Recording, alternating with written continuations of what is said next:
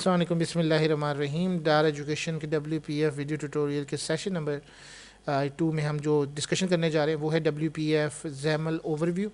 One of the first thing you will encounter while working with WPF is XAML। सबसे important चीज़ जो आपके लिए यहाँ पे डिफरेंट हो जाती है वो XAML हो जाता है।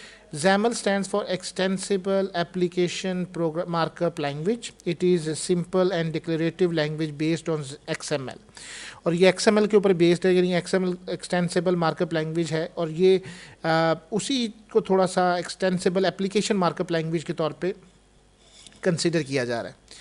In XML, it is very easy to create, initialize and set properties of object with hierarchical relation. एक आपकी पूरी hierarchy बनी होती है, आपको पता होता है कि कहाँ से आपकी roots हैं, कौन childrens हैं, each and everything. It is mainly used for designing GUIs, मतलब graphical user interfaces. However, it can be used for either purposes as well. Declare workflow in workflow dimension. जैसे basic syntax है, आप ज़रा गौर करें. When you create your new WPF project, you will encounter some of the XAML objects code by default in main window.xaml. और वो कौन से हैं, अगर आप अपनी एप्लीकेशन भी ओपन करें तो सबसे ऊपर ये मैं इसको यहाँ से इसका सिंटैक्स है, तो इसको मैं इसके अंदर ये XAML की ये देखें हायरार्की जिसमें आपसे बात कर रहा हूँ. जब आप ये वाले बटन पे क्लिक करते हैं तो then you that will show all the document in hierarchy one thing. और जब आप इस XAML पे क्लिक करते हैं तो इस कोड की बात करें, और ये कोड हमारा XAML का है. तो सबसे पहले आप विंडो की बात करते हैं. X class hello world dot main window, जो आपका हेलो वर्ल्ड मेन जो आपका प्रोग्राम है मेन विंडो का, वो नेम आएगा. XMLS यहाँ पे स्कीमा होगा microsoft.com, क्योंकि ये बेसिकली माइक्रोसॉफ्ट की प्रोडक्ट है. तो इसके अंदर सबसे पहले विंडो है. It is the opening object element container of the root. X class is equal to resource dot main window. It is a partial class declaration that connects the markup to the partial class code behind defined by.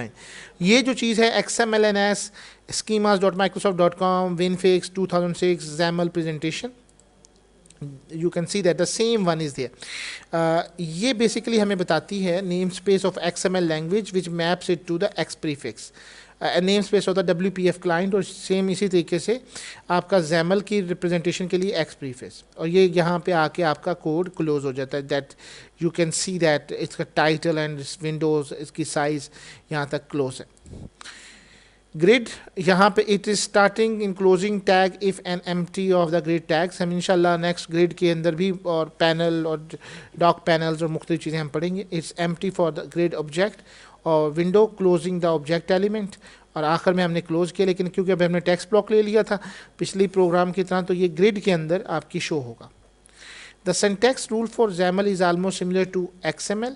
If you look at XAML document, when you will notice that it is actually a valid XML file. अगर आप गौर करें तो ये एक XML file जो है उसकी तमाम इंफॉर्मेशन पे भी पूरी उतरती है. It is because in XML the value of the attribute must be string, while in XAML it can be different objects, which is known as the property element syntax. The syntax of an object element starts with the left angle bracket followed by the name of the object. जैसे कि button है, but जैसे कि text block है तो आप गौर करेंगे कि लेस देन साइन से स्टार्ट होगा. Each and everything will be like this. जैसे कि example of the simple object with no child element, जैसे कि बटन है. अगर आप गौर करें तो इसके अंदर हम मेन विंडो के ऊपर इसके ऊपर आएंगे, हम ऑब्जेक्ट के ऊपर, तो उसकी कोडिंग आ गई. इट्स डिज़ाइन व्यू,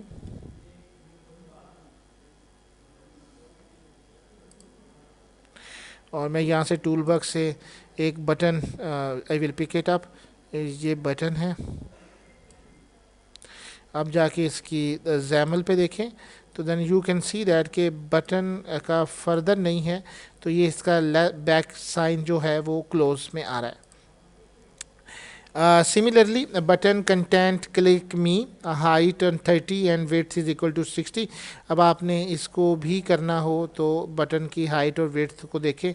बटन इसकी हाइट विड्थ इसने 75 दी है, जैसे कि हमारे यहाँ पे दे रहा है विड्थ 60 और हाइट 30. विड्थ 60, हाइट आप नेक्स्ट आप हाइट 30. इसका जो टेक्स्ट है वो आप इसमें चेंज कर सकते हैं। कंटेंट है, आप इस पर लिख दें क्लिक हियर, तो then you can do that. ये ज़रा गौर करें कि एक लाइन में भी लिख सकते हैं और आप इसको फर्दर प्रॉपर्टी वाइज भी तब्दील कर सकते हैं। जैसे कि यहाँ पे अभी आपने देखा है, अब मैं इसको एक और तरीके से लिखना चाह रहा हूँ, एक और बटन बनाना चाह रहा हूँ। और बटन आपने लिया है, जैसे ये बटन आपने दिया। अब इसकी प्रॉपर्टीज़ आप कैसे अप्रोच करेंगे? आप बटन के थ्रू ही अप्रोच करेंगे। और बटन की प्रॉपर्टीज़ अप्रोच करने का तरीका देखें, button dot content, button dot height, button dot width. आप एक लाइन में भी कर सकते हैं, लेकिन आप बेहतर है बटन डॉट हाइट। तो सारी प्रॉपर्टीज़ आप इसकी for example 75 button dot height, sorry ये इस तरह से नहीं लिखते यहाँ पे, और 75 दे देंगे। आई थॉट यहाँ पे हमने मिस किया।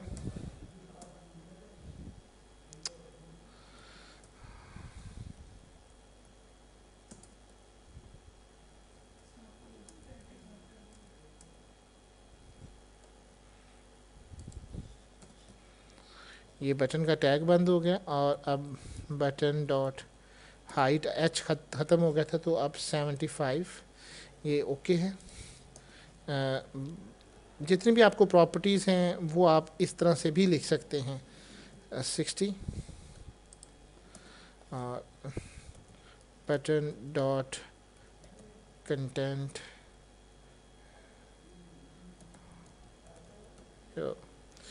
अब इसका ज़रा व्यू करते। अब बेहतर है कि आप इसको दोनों व्यूज़ को देख सकें, तो ये इसको मिनिमाइज़ करके आप देख सकते हैं।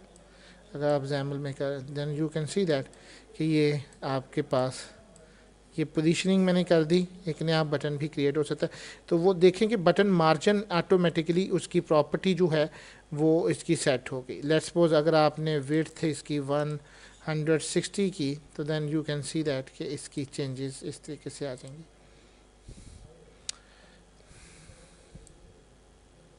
You can say how are you. So I thought ये इम्प्लीमेंटेड हो गया। हमने बटन के दोनों प्रॉपर्टीज़ को एक साथ, विड्थ और हाइट मार्जिन भी इसका हो गया, और इसकी प्रॉपर्टीज़ भी शो हो गई। आगे चलते हैं। सो दोनों तरीके हैं, आप जो भी देखना चाहें। Example of object with child elements, stack panel contains text box as child elements. अच्छा, अब क्वेश्चन एक उठेगा जी, why XAML in WPF? XAML is not only the most widely known feature of WPF, but it is also one of the most misunderstood features. If you have exposure to WPF, then you must have heard of XAML.